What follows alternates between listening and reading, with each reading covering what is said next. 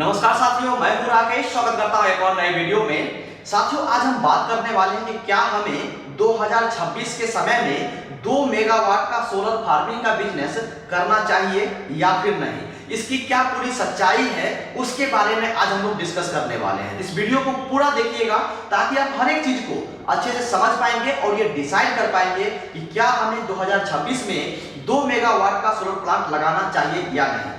आज के वीडियो में हम लोग पूरा डिस्कस करने वाले हैं। इस वीडियो को पूरा देखिएगा ताकि आप हर एक चीज को अच्छे से समझ पाएंगे और लास्ट में ये डिसाइड कर पाएंगे कि क्या हमें करना चाहिए या फिर नहीं। तो सबसे पहले देखेंगे तो government support and policy stability का। तो गवर्नमेंट जो है क्या क्या पॉलिसी अगर हम लोग के लिए चेंज कर देती है, क्या क्या हमें सपोर्ट देती है, तो वो ज्यादा आसान हो जाएगा अभी के समय में 2026 के समय में सोलर पावर प्लांट लगाने के लिए। तो अगर हम लोग देखेंगे तो सबसे पहला वो होता है सोलर सेक्टर को स्ट्रॉन्ग बनाने के लिए गवर्नमेंट से सपोर्ट मिलना। गवर्नमेंट जब तक सपोर्ट नहीं करेगी तब तक हम लोग उतना स्ट्रांगली नहीं कर सकते हैं। वहीं पर जो है कंपोनेंट ए के तहत जो हमें सब्सिडी मिलती है उसको कंटिन्यू रखना। अभी तक तो कंटिन्यू तो है, लेकिन अगर वो कंटिन्यू रहेगा तो और ज्यादा हमें सपोर्ट मिलेगा, जिसकी वजह से हम लोग अभी के समय में 2 मेगावाट का सोलर फार्मिंग का बिजनेस आसानी से कर सकते हैं। ये चीज हो गया।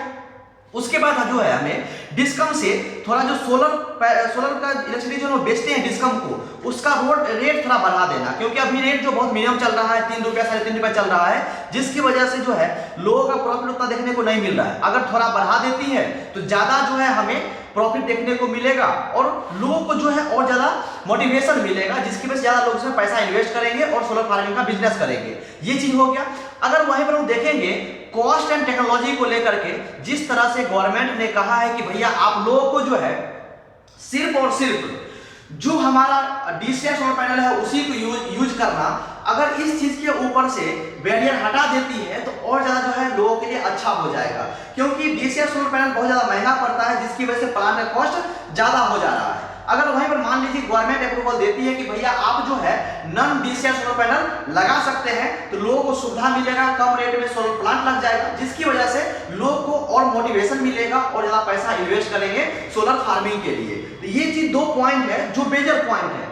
अगर गवर्नमेंट जो है लोगों को सपोर्ट करती है सब्सिडी के लेकर, सब्सिडी के तौर पे, लेकिन वहां पर क्या है ना कि जो डीसीआर सोलर पैनल है उसका रेट ज्यादा होने की वजह से वो पैसा उसे पता ही नहीं चलता है कितना चला गया सो। उसके देखेंगे ऑपरेशनल मेंटेनेंस कॉस्ट जो है अगर कम हो जाती है, क्योंकि जो ऑपरेशनल मेंटेनेंस कॉस्ट है वो तो लगभग कम होना नामुमकिन है, क्योंकि मान लीजिए जितना हमें जो बेसिक चीज है मॉडल को साफ करना, ये सब तो करना ही पड़ेगा।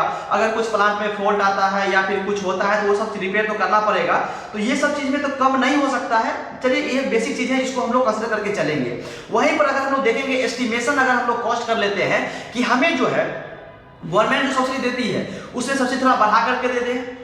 बहुत ज्यादा ऐसा जगह है जहां पर स्टेट गवर्नमेंट तो देती है, अगर कहीं पर जो है सेंट्रल गवर्नमेंट भी देती है, लेकिन बहुत सारा ऐसा हमारे स्टेट्स हैं जहां पर ज्यादा सब्सिडी नहीं मिल रही है। तो अगर मान लीजिए गवर्नमेंट के द्वारा, सेंट्रल गवर्नमेंट और स्टेट गवर्नमेंट के द्वारा दोनों तरफ से अगर सब्सिडी मिलेगी तो लोगों को और ज्यादा बजट लोड जो है कम पड़ेगा बजट के ऊपर, जिसकी वजह से लोगों का मोटिवेशन मिलेगा और आराम से जो है सोलर फार्मिंग का बिजनेस कर पाएंगे।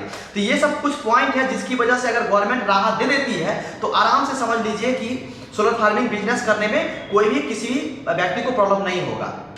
अगर वहीं पर थोड़ा सा हम लोग जो है उसके रेवेन्यू के बारे में अगर देख लें और कितना पैसा हम लोग इन्वेस्ट कर रहे हैं, कितना पैसा लगा रहे हैं और कितना पैसा जो है वो रिकवर हो रहा है, रिटर्न ऑफ इन्वेस्टमेंट क्या हो रहा है, अगर उसके बारे में देख लेंगे, आरओआई के बारे में, रिटर्न ऑन इन्वेस्टमेंट के बारे में, तो जैसा कि हम लोग जानते हैं कि 2 मेगावाट का प्लांट लगाने में लगभग जो है हमें 7 करोड़ से लेकर के 8 करोड़ रुपया का खर्च होता है। अगर वहीं पर देखेंगे 2 मेगावाट के सोलर पावर प्लांट से लगभग जो है हमें 28 लाख से लेकर के 30 लाख यूनिट्स हर एक ईयर जनरेशन हमें देखने को मिलता है। अगर यहाँ पर जो है जैसा कि मैंने आपको पहले बताया, गवर्नमेंट जो है डिस्कम को बोल करके थोड़ा रेट अगर बढ़वा देती है, क्योंकि अभी का जो एवरेज रेट है वो 3 रुपीज से लेकर के 3.3 रुपीज पर यूनिट के हिसाब से डिस्कम परचेस करती है, लेकिन अगर थोड़ा बढ़ा देती है तो और ज्यादा अच्छा हो जाएगा, जिसकी वजह से लोगों को मोटिवेशन मिलेगा और बजट के ऊपर जो है थोड़ा रिलीफ मिलेगा। तो ये सब चीजें अगर थोड़ा गवर्नमेंट सपोर्ट कर देती है और तो समझिए कि सोलर फार्मिंग का बिजनेस 2026 में बेहतर ऑप्शन हो सकता है।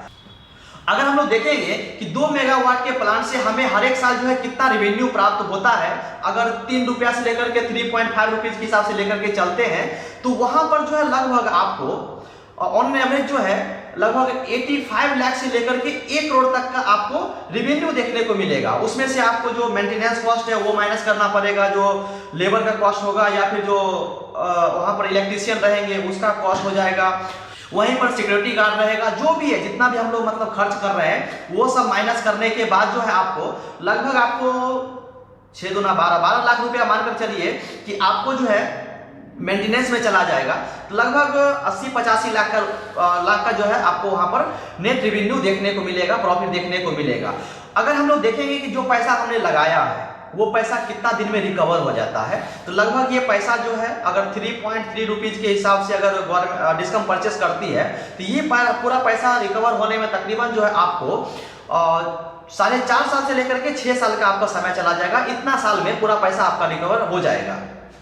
अब यहाँ पर बहुत सारे लोग पूछेंगे कि सर इतना पैसा लगा करके हमें प्रॉफिट यहाँ पर कम देखने को मिलेगा। देखिए, अगर अपना पॉकेट से पैसा लगाते हैं तो अच्छा खासा प्रॉफिट देखने को मिलेगा, लेकिन अगर बैंक से आप लोन लेते हैं, आपको ईएमआई भरना पड़ता है, तो वहां पर जो थोड़ा बहुत कम आपको प्रॉफिट देखने को मिलेगा। तो ये चीज आपके ऊपर डिपेंड करता है कि आप खुद का पैसा लगाते हैं या फिर आप गवर्नमेंट से बैंक से लोन लेते हैं, तो उसके ऊपर डिपेंड करेगा। अब वहां पर जो है एक फैक्टर और होने वाला है कि मान लीजिए कि यदि आपके पास जो है खुद का लैंड है, आप लैंड में पैसा इन्वेस्ट करना नहीं चाहते हैं, मतलब आपके पास खुद लैंड है, तो आपको वहां पर पैसा इन्वेस्ट करने की जरूरत नहीं है, वो पैसा आपको बचेगा और वहीं पर जो है देखेंगे तो अगर उतना पैसा बच जाएगा। और वहीं पर अगर आप देखेंगे तो अगर गवर्नमेंट एक सपोर्ट और कर देती है, जैसा कि मान लीजिए जो गाँव से लोग बिलोंग करते हैं, और बहुत सारे लोगों ने कमेंट भी किया था कि सर हमारा घर जो है यहाँ पर है और ये हमारे घर से पावर हाउस इतना किलोमीटर दूर है, तो यहाँ पर ट्रांसमिशन कॉस्ट में ज़्यादा खर्च आएगा। तो ये बात सही है, अगर जो है गवर्नमेंट थोड़ा बहुत इसमें रिलीफ दे देती है डिस्टेंस को लेकर के, जिस तरह से गवर्नमेंट ने कंडीशन लगाया है कि 5 किलोमीटर के रेंज में होना चाहिए, उससे ज़्यादा नहीं होना चाहिए, तो अगर इसमें अगर रिलीफ देती है तो और ज़्यादा लोगों को मोटिवेशन मिलेगा और लोग जो आसानी से कर पाएंगे। थोड़ा इसमें रिलीफ देना चाहिए। वहीं पर देखेंगे आपके पास एग्रीकल्चर लैंड है या लीज का लैंड है तो कर सकते हैं, ये तो जो पहले का कंडीशन है वो भी सेम फॉलो हो रहा है। और अगर आपके पास लीज पर लेके करना है या खुद का लैंड है तो वो कंटिन्यू कर सकते हैं, इसमें कोई दिक्कत है ही नहीं। वहीं पर देखेंगे रिस्क फैक्टर क्या क्या होने वाला है 2026 के समय में, यदि आप 2 मेगावाट का सोलर प्लांट लगाते हैं तब। अगर देखेंगे तो यहाँ पर रिस्क फैक्टर ये है कि डिस्कम से हो सकता है कभी कभार आपको टाइम पर पेमेंट ना मिले। दूसरा चीज देखेंगे तो ग्रिड इवैक्यूएशन अप्लाई करने में आपको समय लग सकता है। उसके बाद जो है लैंड एक्विजिशन में आपको इशू आ सकता है। और वहीं पर जो है ईपी सिलेक्शन गलत हो सकता है। जो आप ईपीसी कॉन्ट्रैक्टर को हायर करेंगे, अगर आप अच्छे से नहीं करेंगे, गलत आदमी को आपने चुन लिया, तो वहां पर आपको रिस्क फैक्टर देखने को मिल सकता है।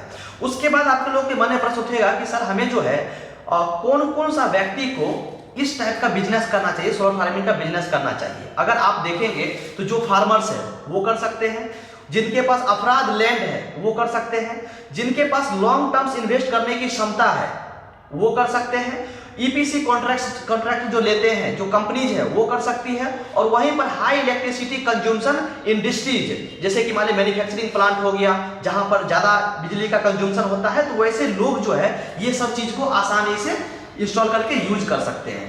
तो अगर ओवरऑल इसका कंक्लूजन देखा जाए तो 2026 के समय जो मैंने आपको पॉइंट बताया, अगर गवर्नमेंट जो है सोलर पैनल को लेकर के रिलीफ दे दे, थोड़ा बहुत जो डिस्कम का रेट है, पावर परचेज एग्रीमेंट का जो रेट है उसको थोड़ा बढ़ा दिया जाए, तो गवर्नमेंट अगर ये 2 काम कर देते हैं, समझ जाइए कि थोड़ा लोगों के अच्छा हो जाएगा और लोगों को प्रॉफिट ज़्यादा देखने को मिलेगा। तो ज़्यादा लोग जो है इसके ऊपर पैसा इन्वेस्ट करेंगे और हमारा जो सोलर पैनल का जो इंडस्ट्रीज है और उसको मतलब आगे हम बढ़ा सकते हैं ये सब चीज को लेकर के। तो मैं उम्मीद करता हूं कि आप हर एक चीज को समझ गए होंगे। यदि किसी वर्ष को कुछ भी डाउट है तो आप हमें कमेंट कर सकते हैं। तो साथियों आज के लिए बस इतना ही, फिर मिलेंगे नेक्स्ट वीडियो में नए टॉपिक के साथ। थैंक यू सो मच, बहुत बहुत धन्यवाद।